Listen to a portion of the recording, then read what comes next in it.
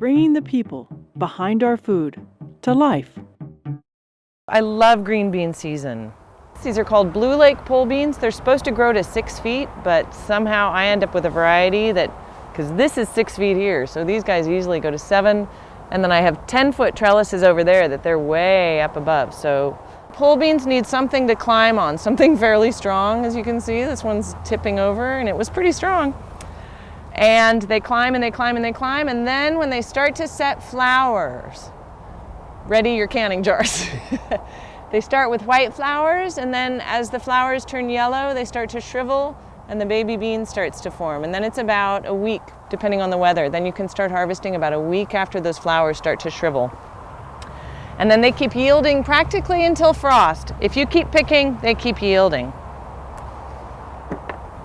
This is probably a little bit young for a harvestable bean, but I'll pick it anyway. With a harvestable green bean, I try and use 2 hands, and I have my nifty hands-free cart here. If I had to have one hand holding the basket, it would just be too challenging. And so I start with the ones that are closer into the stems, the stem of the plant, because they're bigger, and I leave the little babies. Those are kind of too small. I'll go for some higher ones here. I'm getting 2 at a time there. Bink. Usually they start to ripen from the bottom of the plant up, so make sure that you take a good look down there. Oh, there's some. And something I found about pole beans last year is they don't need so many leaves. Most plants, obviously, the leaves photosynthesize for the plant, but you don't need to worry about this many leaves. So I've started snapping the extra leaves off that block my view of the beans. I snap them off so I can see the beans better, and then I feed those leaves to my goats.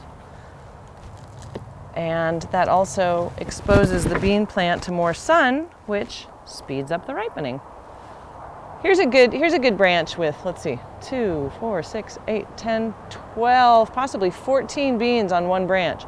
So I could grab all of those and go yank, but I would risk snapping it from the stem. So again, I'm just going to hold it carefully. I'll leave those guys. These are about as big as I like to pick and use. If they get much bigger than that, I might feed them to my goats or just kind of chew on them for myself in the garden. If I were putting these beans, if I were picking for customers right now, I would have second thoughts about putting those in my bags because they're going to be kind of tough and woody. They're still okay, but they're definitely these are bordering on mature beans. You want to pick as many beans as you can, because if a plant has a bean that's ripening on it, it says, oh, okay, my biological imperative is to set seed. And here, I've set seed, so I'm going to slow down producing. I don't need to produce as many because I've set seed. So you want to take those beans off. I pick every 2 to 3 days during the height of bean season. Sometimes I shake the plant a little bit because beans wiggle in a different way than the leaves do. I have to do that with my peas too. Sometimes I'll be looking and it's like, I don't see any more, and you shake it and sometimes something wiggles and just away, like over on that side. There's a whole bunch. And you can leave them on the plant. You can dedicate one whole, like if I wanted to do dried beans or save the seeds, I would just leave one whole trellis untouched and let any beans that were on it grow to full size and then dry in the sun, and then I would use those for next year's beans to plant.